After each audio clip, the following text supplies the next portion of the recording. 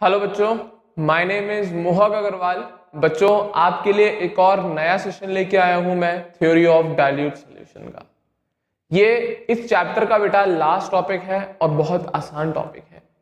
इस टॉपिक में जो हम डिस्कस करने जाएंगे वो करेंगे सॉल्युबिलिटी एंड हेनरीज लॉ, जो लास्ट टॉपिक है जिसपे से एक क्वेश्चन आ जाता है बेटा। कभी कभी बोर्ड्स में तो आते ही आता है हेनरी लॉ पे से क्वेश्चन। एक कॉम्पिटिटिव पॉइंट ऑफ व्यू से देखेंगे तो उसमें भी एक क्वेश्चन फंसता है हेनरी लॉ का। क्लियर है? और कॉलिगेटिव प्रॉपर्टी तो इंपॉर्टेंट है ही है, मैंने बताया था जैसा कि आपको क्लियर है। तो इजी सेशन है, छोटा सेशन बनेगा, but still it is very important क्योंकि इसके अंदर मैं आपको पढ़ाऊंगा हेनरी लॉ। तो ध्यान से सुनना, इंपॉर्टेंट टॉपिक है, मजा आएगा। बहुत बेसिक कंसेप्ट है, इजी क्वेश्चंस आते हैं तो भाई वो गलत नहीं होने चाहिए। सीधा फॉर्मूले पे क्वेश्चन आता है बेटा इस टॉपिक के। क्लियर है? तो ध्यान से सुनना। अपन बात करेंगे पहले सॉल्युबिलिटी की, then we will discuss about Henry's law, और उसी के साथ हमारा ये चैप्टर फिनिश होगा। क्लियर है? ध्यान से सुनिएगा। क्या मैं बात कर रहा हूं सॉल्युबिलिटी की। क्लियर है? तो अब ये सॉल्युबिलिटी होती क्या है ये सुनेंगे, तब हम हेनरी लॉ पे आएंगे, तभी समझ पाओगे आप लोग। क्लियर है? तो सॉल्युबिलिटी का मतलब समझना बेटा। असल में सॉल्युबिलिटी सॉल्यूट का अमाउंट होता है, और वो अमाउंट सॉल्यूट का जो 1 या यूनिट वॉल्यूम किसी सॉल्वेंट में डिसॉल्व या प्रेजेंट होता है। तो सुनना जरा, सॉल्युबिलिटी क्या? Amount of solute dissolved in, क्या? Amount of solute dissolved in unit volume of a particular solvent. किसी पर्टिकुलर सॉल्वेंट के जो यूनिट वॉल्यूम में मिला हुआ सॉल्यूट का अमाउंट होता है वो ही सॉल्युबिलिटी कहलाया जाता है। और शर्त क्या है? जब ये दोनों मिले तो ऐसा सॉल्यूशन बने जो कि सैचुरेटेड सॉल्यूशन हो। कैसा सॉल्यूशन हो? Saturated solution. तो वही लिखा है, क्या? Amount of solute, specially in grams में जनरली लेते हैं बेटा। क्या? Amount of solute in grams dissolved in unit volume of a particular solvent to form saturated solution at a given temperature and pressure. शर्त क्या? टेम्परेचर और pressure आपको बता के रखा हुआ हो। क्लियर है? तो क्या सर एक तरह की कंसंट्रेशन? बिल्कुल भाई, सॉल्युबिलिटी एक तरीके की कंसंट्रेशन होती है। जनरली हम लोग 3 तरीके से रिप्रेजेंट करते हैं सॉल्युबिलिटी को, जरूरत पड़ती है तो। मेन एक ही है मोल फ्रैक्शन। जनरली हम लोग सॉल्युबिलिटी को ग्राम पर लीटर भी बोल देते हैं। ग्राम पर लीटर स्ट्रेंथ आपको बताई थी मैंने, एस से रिप्रेजेंट करते हैं। मोल्स पर लीटर भी बोल देते हैं, जिसको आप मोलैरिटी भी बोलते हो, इससे भी रिप्रेजेंट, और जीटा से रिप्रेजेंट कर सकते हैं, दैट इज मोल फ्रैक्शन। क्या? Mole fraction. क्लियर है? हाँ या ना? तो ये 3 टर्म्स है कंसंट्रेशन के जो सॉल्युबिलिटी को रिप्रेजेंट करते हैं। सॉल्युबिलिटी या तो ग्राम पर लीटर स्ट्रेंथ में मेंशन होती है, या मोल पर लीटर में, या फिर कोई गैसियस सॉल्यूट है तो उसके मोल फ्रैक्शन के टर्म्स में रिप्रेजेंट करी जाती है। तो सॉल्युबिलिटी कुछ नहीं, सॉल्यूट के अमाउंट को एक्सप्लेन कर रहे हैं। किसको एक्सप्लेन कर रहे हैं? वो सॉल्यूट का अमाउंट जो यूनिट वॉल्यूम किसी पर्टिकुलर सॉल्वेंट में मिलके एक सैचुरेटेड सॉल्यूशन बना रहा है। दैट्स इट, सिंपल सी बात, उसको कहते हैं हम लोग सॉल्युबिलिटी। क्लियर है? हाँ या ना? तो ये कंडीशन है सॉल्युबिलिटी की। अब मेन बात जो हेनरी लॉ पे अभी आएंगे। हेनरी लॉ बताऊंगा मैं तब जब मैं ये फर्क बताऊंगा कि सॉल्युबिलिटी किस फैक्टर पे या किन फैक्टर्स पर डिपेंड करती है, क्योंकि प्रेशर के साथ मुझे रिलेशन दिखाना है, भी आगे बात करेंगे हम। ठीक है? तो हेनरी लॉ पर आने से पहले उसी में ही हेनरी लॉ पढ़ा दूंगा मैं आपको। तो अपन बात कर लेते हैं पहले फैक्टर्स जिन पे ये सॉल्युबिलिटी डिपेंड करती है। तो सॉल्युबिलिटी क्लियर है? तो वो अमाउंट ऑफ सॉल्यूट जो कि यूनिट वॉल्यूम ऑफ सॉल्वेंट में डिसॉल्व्ड या प्रेजेंट होता है एक सैचुरेटेड सॉल्यूशन में किसी गिवन टेम्परेचर और किसी गिवन प्रेशर पर। क्लियर है? अब कुछ फैक्टर्स हैं जिन पे सॉल्युबिलिटी बेटा डिपेंड करती है, तो वो सुनना जरा। सबसे बेसिक से 2-3 फैक्टर हैं, ध्यान से सुनेंगे तो आ जाएगा। क्लियर है? इनमें से एक फैक्टर हेनरी लॉ है। चले देखिएगा, सबसे पहला फैक्टर जिस पर ये सॉल्युबिलिटी डिपेंड करती है, क्या? Nature of solvent in solute. तो जब भी सॉल्यूशन बनाते हैं, क्या? जब भी सॉल्यूशन बनाते हैं तो उसमें 2 चीजें प्रेजेंट रहती हैं। कौन कौन? Solute plus solvent. क्या? सॉल्यूट प्लस सॉल्वेंट, 2 चीजें मिलती हैं उस सॉल्यूशन में। क्या? एक तो मिलता है सॉल्यूट और दूसरा मिलता है सॉल्वेंट। क्लियर है, हाँ या ना? तो उसी सॉल्यूशन में जो आप सब्सटेंसेस मिला रहे हो, सॉल्यूट और सॉल्वेंट, उसके नेचर पर डिपेंड करती है सॉल्युबिलिटी। मतलब एक आपने टर्म सुना होगा या एक लाइन सुनी होगी, लाइक डिसॉल्व इन लाइक। सीधी बात है, जिस कंपाउंड का जैसा नेचर है वो उसी टाइप के सॉल्वेंट में डिसॉल्व होता है। क्या? जिस कंपाउंड का जैसा नेचर होता है वो उसी टाइप के सॉल्वेंट में डिसॉल्व होता है। जैसे कि इन शॉर्ट अगर मैं बोलूं यहाँ पे सॉल्यूट और सॉल्वेंट के टर्म्स में, तो मैं ये बोलूंगा कि जो सॉल्यूट और सॉल्वेंट का नेचर है वो सेम होना चाहिए, तभी वो दोनों डिसॉल्व होंगे, अन्यथा नहीं होंगे। क्लियर है? तो in short like dissolve in like मतलब अगर कोई कंपाउंड कैसा है, पोलर है, तो वो पोलर सॉल्वेंट में ही घुलेगा। तो दो चीज होती है, एक पोलर एक नॉन पोलर। तो इन शॉर्ट नेचर के बेसिस पर डिपेंड करता है। जैसे कि एक एग्जांपल NaCl। NaCl बेटा एक पोलर कंपाउंड है, तो NaCl जो है इसका नेचर है पोलर, तो डेफिनेटली ये एक ऐसा कंपाउंड है जो किसी पोलर सॉल्वेंट में ही घुलेगा। तो इसी वजह से NaCl केवल नहीं बोलूंगा, और भी पोलर कंपाउंड्स है उनमें भी डिसॉल्व हो सकता है। तो इसी वजह से NaCl को हमने वाटर में डिसॉल्व किया है, क्योंकि वाटर भी एक पोलर कंपाउंड होता है। तो सिमिलर नेचर वाले सॉल्यूट और सॉल्वेंट ही सॉल्यूशन बनाते हैं। सिमिलर नेचर वाले सॉल्यूट और सॉल्वेंट ही एक सैचुरेटेड सॉल्यूशन बनाते हैं। तो सॉल्यूट क्या पोलर, सॉल्वेंट क्या वाटर पोलर। तो लाइक डिसॉल्व इन लाइक। इसी तरीके से CCl4 कार्बन टेट्राक्लोराइड ये एक नॉन पोलर कंपाउंड है, तो डेफिनेटली एक नॉन पोलर सॉल्वेंट जैसे कि बेंजीन में ही डिसॉल्व होगा। तो ये सॉल्यूट भी नॉन पोलर, सॉल्वेंट भी नॉन पोलर। तो वही मैं बताना जा रहा हूं, नेचर पे डिपेंड करता है। तो नेचर देखा जाता है सॉल्यूट और सॉल्वेंट का, और वो हमें कैसा चाहिए, सेम चाहिए, लाइक सेम चाहिए। तो NaCl जो कि पोलर है वो एक ऐसे सॉल्वेंट वाटर में ही घुलेगा। आप चाहो बेंजीन में नहीं डिसॉल्व होगा, क्योंकि वाटर पोलर है और बेंजीन नॉन पोलर। तो जो भी कंपाउंड आप डिसॉल्व करते हो, जो भी सॉल्यूट मिलाते हो, उसका नेचर सॉल्वेंट के नेचर के जैसा होना चाहिए। इसी वजह से कंसेप्ट है लाइक डिसॉल्व इन लाइक। तो सबसे पहला फैक्टर। तो इन शॉर्ट अगर आप बोलें NaCl ज्यादा डिसॉल्व हो जाएगा वाटर में और ना कि बेंजीन में। तो NaCl की सॉल्युबिलिटी पानी में ज्यादा है और बेंजीन में बहुत कम है, ऐसे बोल सकते हैं। क्लियर है? इसी तरीके से CCl4 की सॉल्युबिलिटी बेंजीन में ज्यादा है बट पानी में बहुत कम है, because like dissolve in like. तो पहला फैक्टर भाई सॉल्युबिलिटी का क्या, नेचर सॉल्यूट और सॉल्वेंट का। ध्यान से देख लो, क्लियर है एग्जांपल, हाँ या ना? दूसरा फैक्टर देखें, बहुत इजी था, टेम्परेचर। अब सॉल्युबिलिटी बेटा टेम्परेचर पर भी डिपेंड करती है। किस पे? टेम्परेचर पे। क्या सॉल्युबिलिटी टेम्परेचर पे कैसे डिपेंड करेगी वो देखना। तो जनरली अभी जैसा कि मैंने बताया, सॉल्यूशन बनाने के लिए हमें दो चीज चाहिए होती है, सॉल्यूट और सॉल्वेंट, तभी मिलके बनता है सॉल्यूशन। तो बेटा टेम्परेचर के ना तो हम सॉल्युबिलिटी को डायरेक्टली बोल सकते ना ही इनवर्सली, वो डिपेंड करती है सॉल्यूट कैसा लिया है आपने। असल में अगर आपको टेम्परेचर पे रिलेट कराना है तो आपको सॉल्यूट पता होना चाहिए, क्योंकि हमारे पास दो टाइप के सॉल्यूट मिलते हैं एनर्जी के टर्म्स में। कुछ होते हैं एंडोथर्मिक सॉल्यूट्स, कुछ होते हैं एक्सोथर्मिक सॉल्यूट्स। क्लियर है? दो टाइप के सॉल्यूट्स मिलते हैं, कुछ होते हैं एंडोथर्मिक सॉल्यूट्स और कुछ होते हैं बेटा एक्सोथर्मिक सॉल्यूट्स। तो अब फर्क रहता है, अगर आपके पास एंडोथर्मिक सॉल्यूट है और आपने उसको सॉल्वेंट में मिला के एक सॉल्यूशन बनाया, तो उस कंडीशन में अगर आप टेम्परेचर बढ़ाओगे तो उस एंडोथर्मिक सॉल्यूट की सॉल्युबिलिटी भी बढ़ेगी। शर्त कैसा? नेचर भी आपको देखना पड़ेगा यहाँ पर सॉल्यूट का, एंडो है कि एक्सो है। तो अगर सॉल्यूट एंडोथर्मिक है तो डेफिनेटली टेम्परेचर और सॉल्युबिलिटी डायरेक्टली डिपेंड करते हैं। तो फॉर एंडोथर्मिक का केस लिख रहा हूं, temperature directly SOLU solubility. Clear है?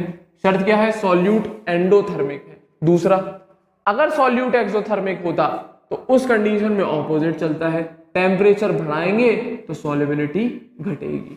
तो एंडोथर्मिक में तो भाई टेम्परेचर के डायरेक्टली डिपेंड करती है सॉल्युबिलिटी, बट एक्सोथर्मिक सॉल्यूट है तो उस कंडीशन में अगर आप टेम्परेचर बढ़ाओगे तो सॉल्युबिलिटी डिक्रीज कर जाती है। तो डिपेंड करता है कि आप टेम्परेचर बढ़ा रहे हो कि टेम्परेचर आप घटा रहे हो। तो वही चीज है, एंडोथर्मिक सॉल्यूट में temperature increase, solubility increase, but exothermic solute में temperature increase but solubility decrease. ये कंसेप्ट है बेटा टेम्परेचर के साथ, क्लियर है? तो दिमाग लगा। एंडोथर्मिक सॉल्यूट ऐसे सॉल्यूट है जिनको एनर्जी गेन करनी है, एब्जॉर्ब करनी है, क्योंकि वो जब तक एनर्जी एब्जॉर्ब नहीं करेंगे तब तक वो डिसॉल्व नहीं होंगे। तो टेम्परेचर में बढ़ा दूंगा तो और ज्यादा एनर्जी एब्जॉर्ब कर लेंगे और जल्दी डिसॉल्व हो जाएंगे, क्लियर है? तो ये बेसिक सा कंसेप्ट है एंडोथर्मिक का, क्योंकि एक ऐसे सॉल्यूट्स हैं जिनको एनर्जी इनटेक करनी है, खानी होती है एनर्जी। एंडोथर्मिक एनर्जी एब्जॉर्ब करता है और जितनी ज्यादा इसको मैं एनर्जी दूंगा वो उतना जल्दी डिसॉल्व होकर सॉल्यूशन में कन्वर्ट हो जाएगा। तो एंडोथर्मिक में टेम्परेचर बढ़ाने से इसीलिए सॉल्युबिलिटी बढ़ती चली जाती है। दूसरा एक्सोथर्मिक सॉल्यूट, ये ऐसे सॉल्यूट है बेटा जो डिसॉल्व होने पर हीट लिबरेट और करते हैं, अपने अंदर से हीट को बाहर फेंकते हैं, अंदर नहीं एंटर करने देते। तो अगर मैंने टेम्परेचर बढ़ाया तो इस सॉल्यूट को बुरा लग जाएगा, तो ये डिसॉल्व नहीं होगा, क्योंकि ये कह रहा मैं पहले ही हीट आपको दे रहा हूं, आप ऊपर से टेम्परेचर बढ़ा रहे हो, तो ये तो गलत है, क्लियर है? तो ये ऐसे सॉल्यूट हैं जो डिसॉल्व होने पर हीट अंदर से बाहर फेंकते हैं, तो डेफिनेटली उन्हें टेम्परेचर ज्यादा नहीं कम चाहिए, जिससे वो जल्दी या इजीली अपनी हीट इवॉल्व करते हैं, क्लियर है? तो आप अगर एक्सोथर्मिक सॉल्यूट के केस में टेम्परेचर बढ़ाओगे तो डेफिनेटली सॉल्युबिलिटी घटती चली जाएगी। तो ये केस है भाई टेम्परेचर का और nature of solute and solvent का, क्लियर है? उम्मीद कर रहा हूं रिलेट कर पा रहे होंगे। तो ये नेचर है सॉल्यूट और सॉल्वेंट के नेचर का फैक्टर, और ये है टेम्परेचर का। अब मेन और सबसे इंपॉर्टेंट, प्रेशर का इफेक्ट सॉल्युबिलिटी पे। दिस इज हेनरीज लॉ, मैंने बोला था इसी में। तो सॉल्युबिलिटी पे ये इफेक्ट ऑफ प्रेशर हेनरी ने एक्सप्लेन किया था। किसने? हेनरी ने। किसने? हेनरीज लॉ लिख दूं, हेनरीज लॉ, क्लियर है? तो सॉल्युबिलिटी का इफेक्ट या changes in solubility with pressure, क्या सॉल्युबिलिटी में कैसा चेंज आता है प्रेशर के साथ, ये हेनरीज लॉ ने एक्सप्लेन किया था पूरा, ठीक है ना? किसने एक्सप्लेन किया था? Henry's law. पूरा लिख दूं अच्छे से? हाँ, ये कौन सा लॉ बेटा? हेनरीज लॉ, ठीक है ना? हाँ या ना? कौन सा? हेनरी का लॉ ने एक्सप्लेन किया था प्रेशर का इफेक्ट ऑन सॉल्युबिलिटी, क्लियर है? सबसे पहली बात, दो तीन चीजें आपको ध्यान रखनी है। सबसे मेन बात है, इसको इरेज कर रहा हूं मैं, ध्यान से सुनना। सबसे पहला बात कि जो सॉल्युबिलिटी है और प्रेशर का रिलेशन जो है, क्या प्रेशर पे अगर हमें सॉल्युबिलिटी की डिपेंडेंसी दिखानी है तो पहली बात हमें ये दिमाग में बिठाना पड़ेगा कि हम केवल गैसियस सॉल्यूट की बात करते हैं। हम सॉल्यूट के तौर पे ना लिक्विड ना सॉलिड, कुछ नहीं, हमें सॉल्यूट कैसा चाहिए? गैसियस। सॉल्वेंट तो लिक्विड होगा ही होगा, हाँ या ना? तो अगर हमें प्रेशर की डिपेंडेंसी देखनी है सॉल्युबिलिटी पर तो हमें सॉल्यूट गैसियस मानना ही पड़ेगा, तभी ये हेनरी लॉ लगेगा, नहीं तो नहीं लगेगा। सॉलिड और लिक्विड पे नहीं लगता। जब गैसियस सॉल्यूट होता है तभी ये कंडीशन पॉसिबल है, प्रेशर की डिपेंडेंसी ऑन सॉल्युबिलिटी, क्लियर है? हाँ या ना? तो only solubility of gaseous solute is affected. जो प्रेशर है वो चेंज करने पे केवल गैसियस सॉल्यूट की सॉल्युबिलिटी में इफेक्ट आता है, सॉलिड सॉल्यूट और लिक्विड सॉल्यूट पे घंटा कोई फर्क नहीं पड़ता, क्लियर है? हाँ या ना? अब कहता क्या है ये लॉ?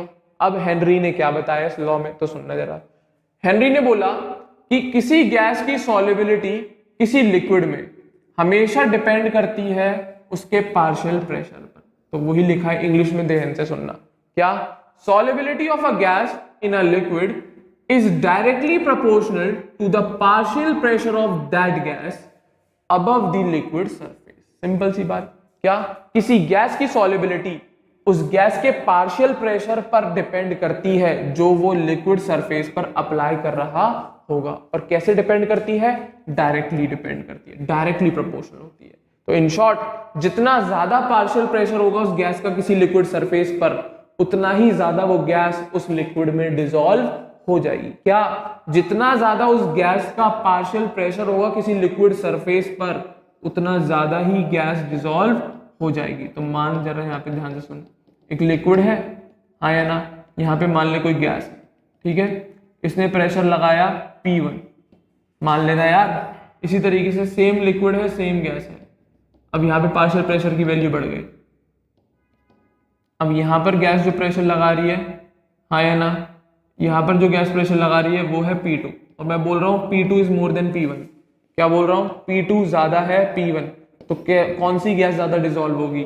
ये वाली गैस ज्यादा डिसॉल्व होगी in comparison to this, simple सी कंडीशन। तो जितना ज्यादा गैस का पार्शियल प्रेशर होगा वो गैस जो उस लिक्विड की सरफेस पर अप्लाई कर रही होगी, जितना ज्यादा पार्शियल प्रेशर कोई भी गैस लिक्विड की सरफेस पर अप्लाई कर रही होगी वो गैस उतना ही ज्यादा डिसॉल्व हो जाएगी या उतनी ही ज्यादा सॉल्युबल होगी उस पर्टिकुलर सॉल्वेंट या लिक्विड में। तो यही हेनरी ने बोला था, क्या? Solubility of a gas in a liquid is directly proportional to the partial pressure of that gas above the liquid surface। इसी को कहते हैं हेनरी लॉ। क्या कहते हैं?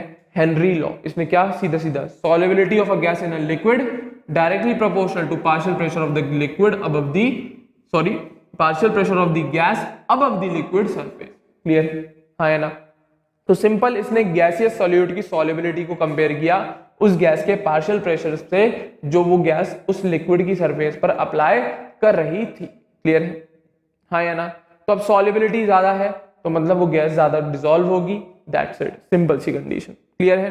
तो अब हेनरी लॉ को देखते हुए हेनरी लॉ ने क्या किया?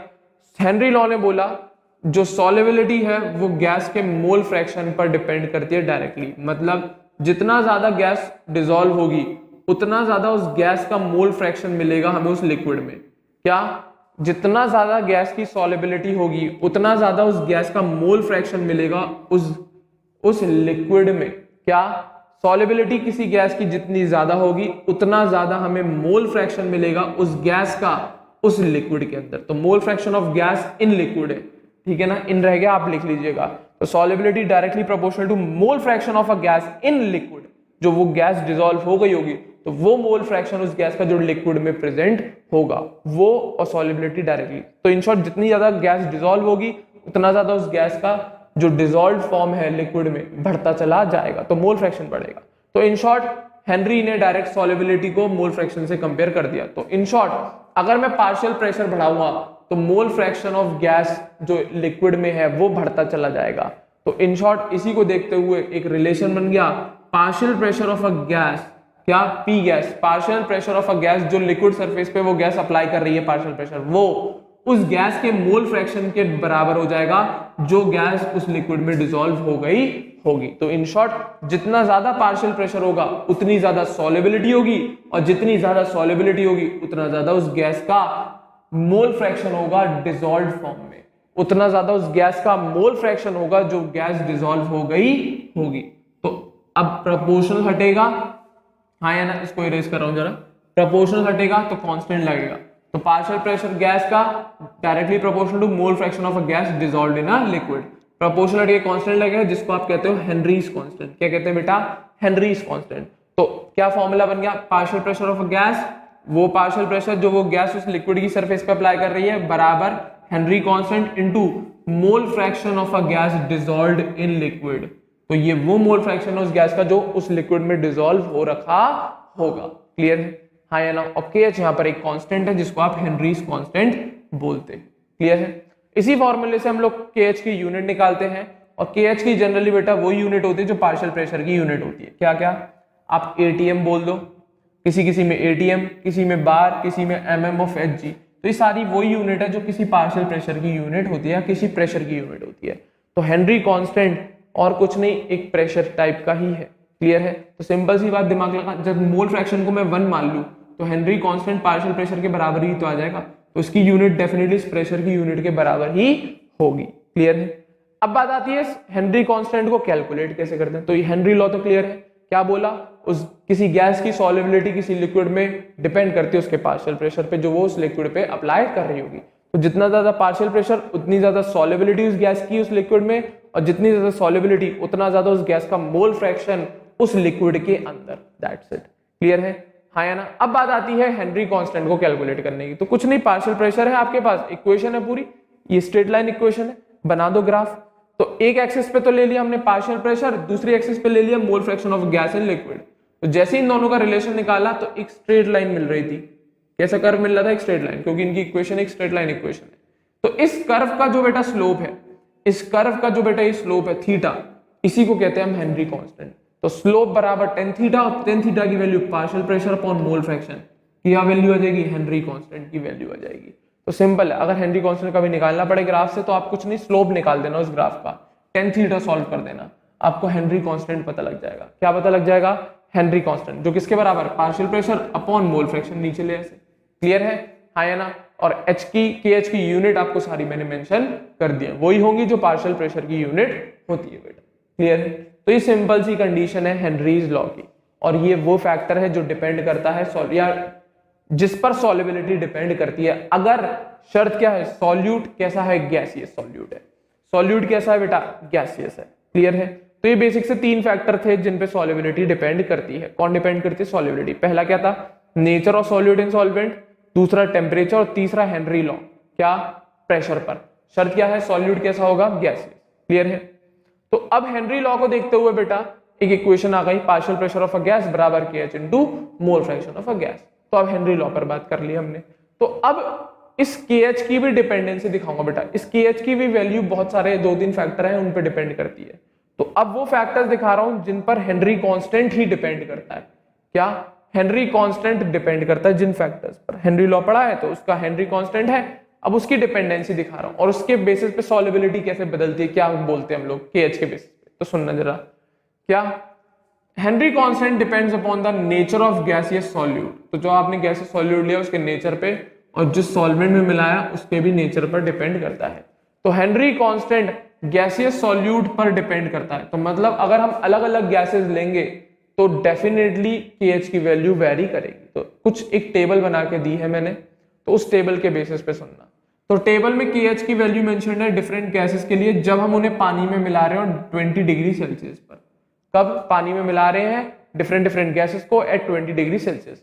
तो उस कंडीशन में उन डिफरेंट गैसेस की KH की वैल्यू क्या होगी और उस पर कैसे डिपेंड करते हैं सॉल्युबिलिटी, मतलब उस KH के हिसाब से हम कैसे प्रेडिक्ट करते हैं कौन ज्यादा सॉल्युबल और कौन कम सॉल्युबल है। तो सुनना, हीलियम, हाइड्रोजन, ऑक्सीजन, 3 गैसेस हैं, तीनों के लिए 20 डिग्री सेल्सियस जब हम पानी में घोलते हैं तो इतना KH की वैल्यू निकल के आती है। हीलियम के लिए 145 किलो बार, हाइड्रोजन के लिए 69.2 किलो बार, और ऑक्सीजन के लिए 34.9 किलो बार। तो ये KH की तीनों गैसेस के लिए डिफरेंट वैल्यू आ गई।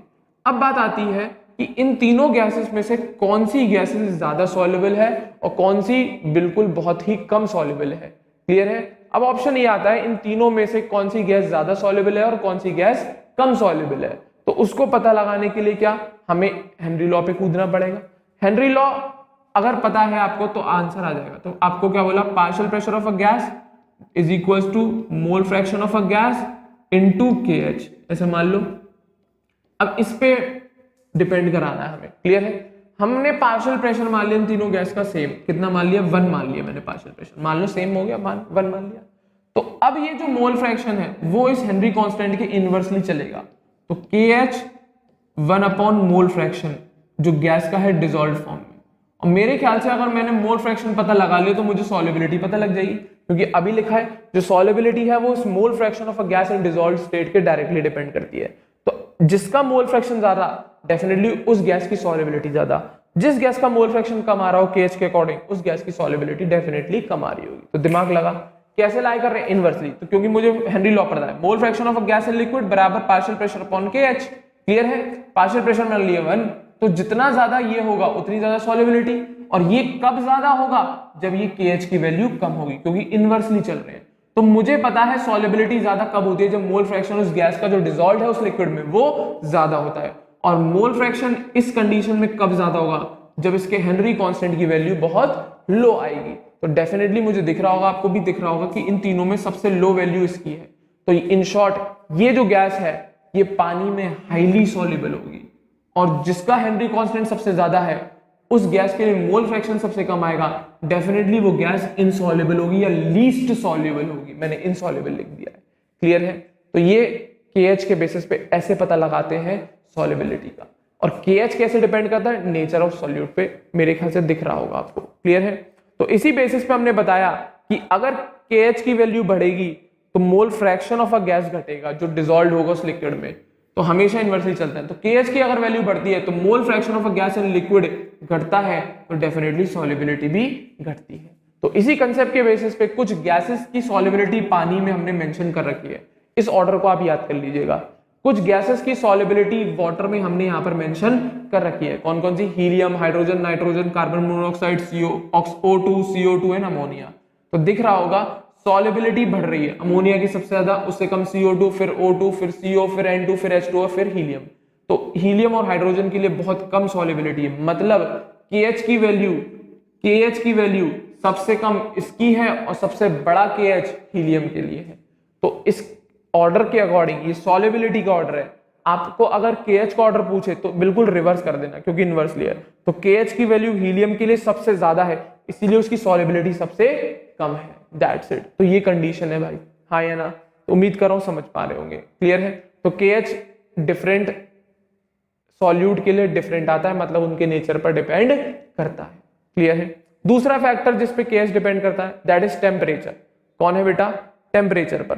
तो जनरली बेटा KH की वैल्यू टेम्परेचर बढ़ाने पर बढ़ती है, कोई सी भी KH हो, कोई सी भी गैस हो, जनरली उसकी वैल्यू टेम्परेचर बढ़ाने पर बढ़ती है। तो वही सॉल्युबिलिटी चेक करो, टेम्परेचर मैंने बढ़ाया, KH की वैल्यू बढ़ गई। अब KH बढ़ा है तो मोल fraction of gas in liquid घटेगा ही घटेगा। तो टेम्परेचर बढ़ाने पर KH का बढ़ना होता है, उसकी वजह से मोल fraction of gas in liquid घटता है और उसी की वजह से सॉल्युबिलिटी घट जाती है। हाँ या ना? तो पानी में इतनी सारी गैसेस अभी डिसॉल्व कर रहे थे, तो अगर मैं पानी को गर्म करूंगा तो डेफिनेटली उसका KH बढ़ेगा, उन गैसेस की सॉल्युबिलिटी कम हो जाएगी और वो गैसेस पानी में से निकल के बाहर चली जाएंगी। क्लियर है? हाँ या ना? और इसी कारण की वजह से जो एक्वेटिक एनिमल्स होते हैं वो ज्यादातर ठंडे पानी में रहने को प्रेफर करते हैं, क्योंकि गर्म पानी में इन गैसेस की सॉल्युबिलिटी कम, मेनली ऑक्सीजन और CO2 वगैरह की गैसेस की बात कर रहे हैं, ठीक है ना? उन गैसेस की सॉल्युबिलिटी कम होती है, इसी वजह से एक्वेटिक एनिमल्स को गर्म पानी में रहने में दिक्कत ज्यादा आती है इन कंपैरिजन टू ठंडे पानी में रहने से, क्योंकि ठंडा पानी होगा KH कम होगा, मोल फ्रैक्शन गैस का जो डिसॉल्व स्टेट में उस लिक्विड में वो ज्यादा होगा, उस गैसेस की सॉल्युबिलिटी ज्यादा होगी, तो मछलियों को फायदा होगा, एक्वेटिक एनिमल्स को बहुत फायदा रहता है। तो इसी वजह से ये लोग ठंडे पानी में रहना ज्यादा प्रेफर करते हैं इन कंपैरिजन टू गर्म पानी। क्लियर है?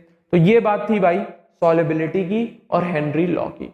उम्मीद कर रहा हूं यहां तक आपको सारे पॉइंट्स क्लियर होंगे। तो बेसिक सा लॉ है, partial pressure is equals to KH into mole fraction of a gas in liquid, और ये पार्शियल प्रेशर उस गैस का जो वो लिक्विड पर अप्लाई कर रहा है। क्लियर है? हाँ या ना?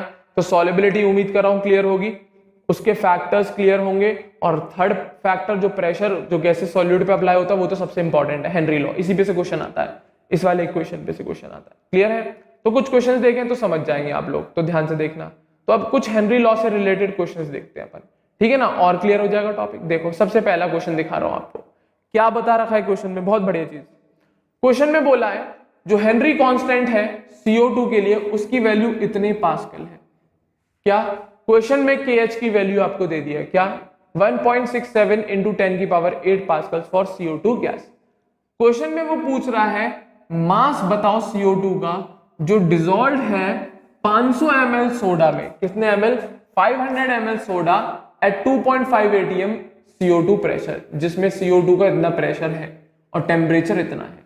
तो वो W पूछ रहा है, वो अमाउंट ऑफ CO2 पूछ रहा है कि कितना CO2 डिसॉल्व हो जाएगा 500 ml सोडा में, कब? जब CO2 का प्रेशर 2.5 और टेम्परेचर 298 केल्विन है। क्लियर है? तो बेसिक सा कंसेप्ट लगाओ पार्शियल प्रेशर से, हाँ या ना? हेनरी लॉ लगेगा, W निकालना है तो हेनरी लॉ लगाना ही पड़ेगा। मोल फ्रैक्शन निकालो सबसे पहले, मेन बात है आपको डिसॉल्व्ड गैस जो CO2 है उस सोडा में पता लग जाए उसका मोल फ्रैक्शन। अगर हमें CO2 जो गैस डिसॉल्व कर रहे हो उसका उस लिक्विड में मोल फ्रैक्शन पता लग जाए, डेफिनेटली अब हम उसका वेट आसानी से निकाल सकते हैं। तो देखो, तो मैंने हेनरी लॉ लगाया मोल फ्रैक्शन निकालने के लिए, तो ये हेनरी लॉ क्या बोलता है? Partial pressure of a CO2 बराबर Henry constant into mole fraction of that gas dissolved in a liquid. तो अगर मैं इसको निकाल लूं तो मैं इजीली CO2 का अमाउंट निकाल सकता हूं। तो अब क्या क्या दे रखा है मेरे को क्वेश्चन में? KH की वैल्यू दे रखी है, कितनी? 1.67 इंटू 10 की पावर 8 पास्कल, ठीक है। दूसरा प्रेशर दे रखा है मुझे CO2 का, कितना? 2.5 atm, बट KH का यूनिट पास्कल है तो मैं इसको पास्कल में कन्वर्ट कर रहा हूं। 2.5 इंटू 1.01 इंटू 10 की पावर 5 पास्कल, क्योंकि मुझे यूनिट सेम रखनी है, डिफरेंट यूनिट में क्वेश्चन सॉल्व नहीं कर सकता। तो KH आ गया, पार्शियल प्रेशर ऑफ CO2 आ गया, तो सीधा सीधा मोल फ्रैक्शन निकल जाएगा। तो PCO2 की वैल्यू पुट कर दी, KH की वैल्यू पुट कर दी, ये मोल फ्रैक्शन आ गया, moles of CO2 upon total number of moles. तो सोडा बनाने के लिए हमारे पास दो चीजें, क्या बनाने के लिए, सोडा में दो चीजें मिली होती है, CO2 प्लस वाटर, ठीक है ना। तो क्वेश्चन में जो वॉल्यूम दे रखा है वो वाटर का वॉल्यूम दे रखा है 500 ml, ध्यान रखने वाली चीज, क्लियर है। चले आगे। तो इसको जब मैंने सॉल्व किया तो मेरे पास मोल फ्रैक्शन सॉल्यूट का या मोल फ्रैक्शन उस गैस का जो डिसॉल्व है वो इतना आ रहा है, जिसकी वैल्यू बहुत लेस है, वेरी लो वैल्यू, मतलब सॉल्यूशन बहुत डाइल्यूट है। तो जब मैंने मोल फ्रैक्शन की वैल्यू सॉल्व करी हेनरी लॉग से, मोल फ्रैक्शन निकाला CO2 का जो डिसॉल्व फॉर्म में है, उसकी वैल्यू मुझे बहुत ज्यादा छोटी मिल गई, जिसकी वजह से एक फायदा हो जाएगा, क्या कि मोल्स जो CO2 के डिसॉल्व है वो वाटर के मोल्स के कंपैरिजन में बहुत कम है, तो जिसकी वजह से मैं आसानी से वेट कैलकुलेट कर पाऊं। अभी आगे पता लगेगा, तो देखना जरा। As mole fraction is very less so the solution is very dilute. क्या मतलब, मोल फ्रैक्शन देख 10 की पावर -3 में आ रहा है, तो बहुत कम वैल्यू है, उसका मतलब जो सॉल्यूशन है, जो सोडा बना है वो बहुत डाइल्यूट है, क्योंकि उसमें ज्यादा CO2 नहीं डिसॉल्व है। तो in short number of mole जो CO2 के हैं वो वाटर के मोल से बहुत ज्यादा कम है। तो अब जनरली आप मोल फ्रैक्शन का अगर फॉर्मूला लिखते भी CO2 के लिए तो अब यही लिखते, moles of CO2 upon moles of CO2 plus moles of water H2O। तो अब मेरे को पता है सॉल्यूशन डाइल्यूट है, तो मैं इन मोल्स को नेग्लेक्ट कर दूंगा। क्या कर दूंगा, नेग्लेक्ट, तो आसान हो जाएगा क्वेश्चन सॉल्व करना। तो अब मैंने सॉल्यूशन से पता लगा लिया है कि मोल फ्रैक्शन बहुत कम है, तो डाइल्यूट सॉल्यूशन है, तो नीचे मैं टोटल मोल्स ना लिख के केवल वाटर के मोल्स भी रख दूं तो भी काम चल जाएगा, क्योंकि मोल्स ऑफ CO2 बहुत बहुत ज्यादा कम है वाटर के मोल से, क्लियर है। तो हम उसे नेग्लेक्ट कर देंगे। तो अब मोल फ्रैक्शन ऑफ CO2 क्या लिखोगे, number of moles of CO2 upon number of moles of water. तो number of moles of CO2 upon number of moles of water, जिसकी वैल्यू आप मोल फ्रैक्शन की हेनरी लॉ से निकाल लाए 1.27 × 10 की पावर -3। सॉल्व करें, आगे आगे देखना। अब क्लियर है, हमें क्वेश्चन में क्या पूछ रहा है, अमाउंट पूछ रहा है CO2 का, क्लियर है। तो देखें भाई, अब मोल्स की जगह मैंने फॉर्मूला रख दिया, N बराबर W/M, हाँ या ना, जानते होंगे, नहीं जानते तो जाके सम बेसिक पढ़ के आए।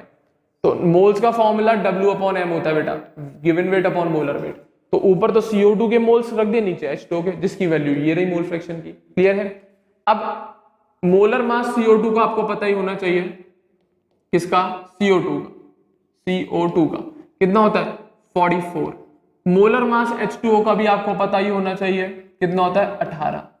अब गिवन वेट CO2 का तो हमें निकालना है, बट बात आती है गिवन वेट H2O का कहां है, H2O का गिवन वेट कहां से निकाले, किसका बेटा, बात मेन आती है H2O का गिवन वेट कहां से निकाले, निकल जाएगा। वॉल्यूम ऑफ वाटर दे रखा है क्वेश्चन में 500 ml सोडा, क्या बोल रखा है 500 ml सोडा, उसका मतलब 500 ml वाटर है। डेंसिटी पानी की होती है 1, तो डेफिनेटली वेट ऑफ CO2 आपके पास दे रखा है क्वेश्चन में, बस आपको देखने की जरूरत है। यही स्टेप बहुत इंपॉर्टेंट है, आपको पता लग जाएगा वाटर का वेट कितना है, 500 gram. Put the value and get the answer.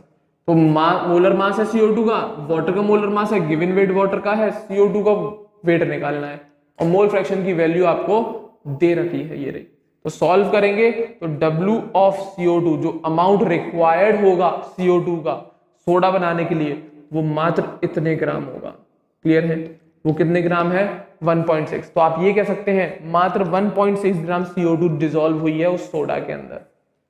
क्या बोल सकते हैं, मात्र 1.6 ग्राम CO2 डिसॉल्व हुई है उस सोडा वाटर के अंदर, दैट्स इट। तो ये बेसिक सा क्वेश्चन है हेनरी लॉ पर, कुछ नहीं, आपको केवल मोल फ्रैक्शन निकालना था CO2 का, और मोल फ्रैक्शन को देख के आपको ये पता लगाना था सॉल्यूशन डाइल्यूट है, जिसके बेसिस पे आप मोल फ्रैक्शन में जो नीचे आता है ना टोटल मोल्स, उसमें से CO2 के मोल्स क्या कर सकते थे, नेग्लेक्ट, जिसकी वजह से आप इजीली CO2 का अमाउंट पता लगा सकते हैं जो 500 ml सोडा बनाने में काम आएगा, दैट्स इट।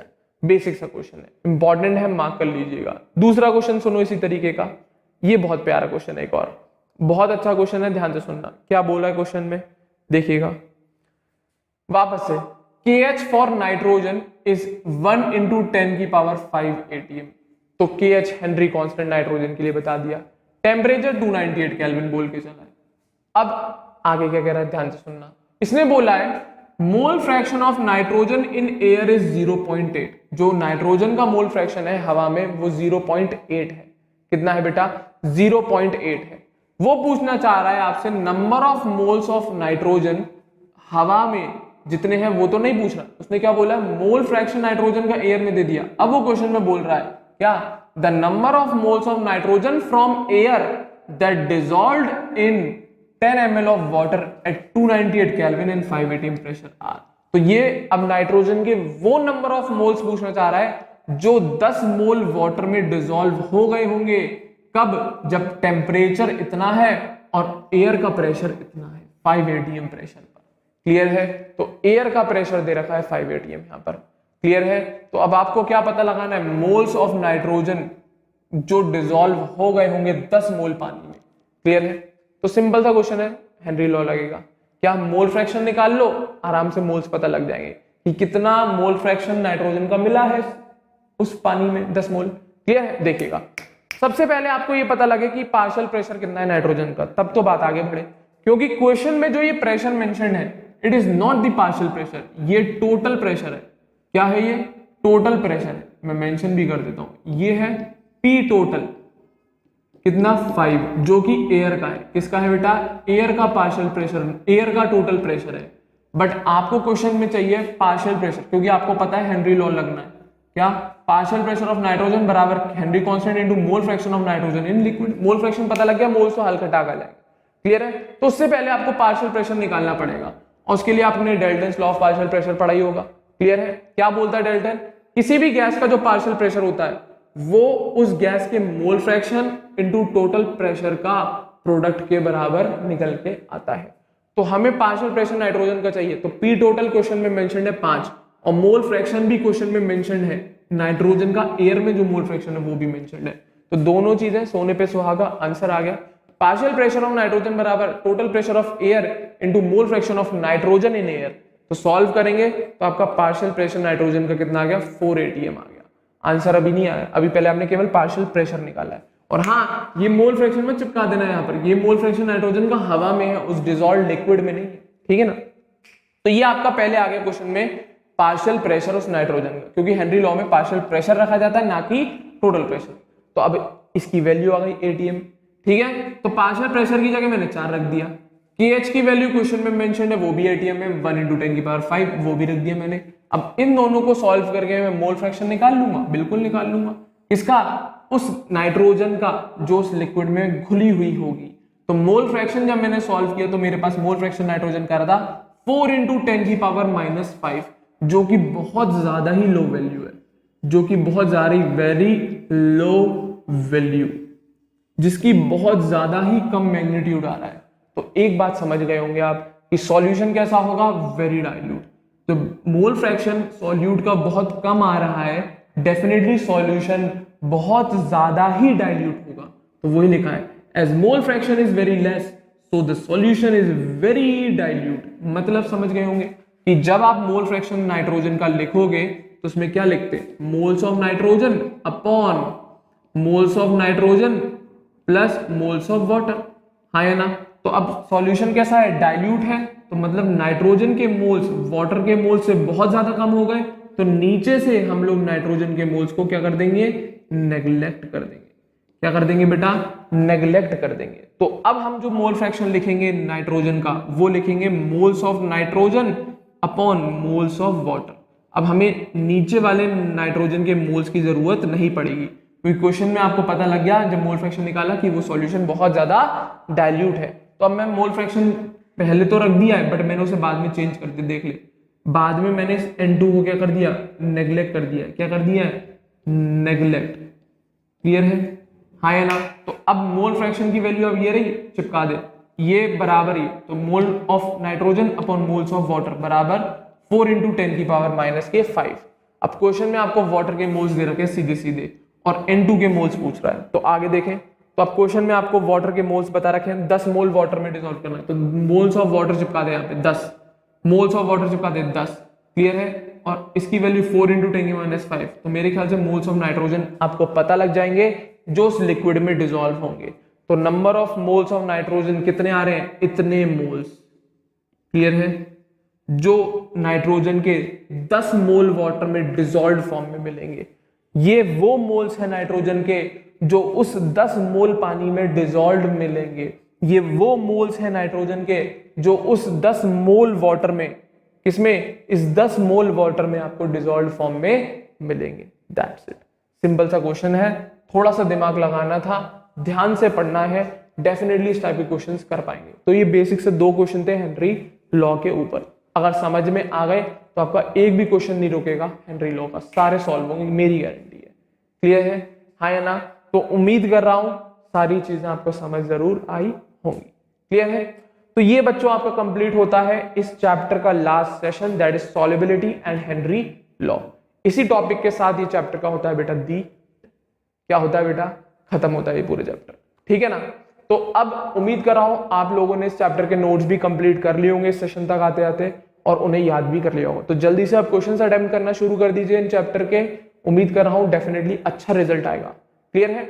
तो ये भी उम्मीद कर रहा हूं आप लोगों को मेरे सेशन जरूर पसंद आ रहे होंगे, तो वीडियो को जरूर लाइक करें और हमारे चैनल अग्रबंधु ज्ञान केंद्र को सही बच्चे जरूर सब्सक्राइब करें।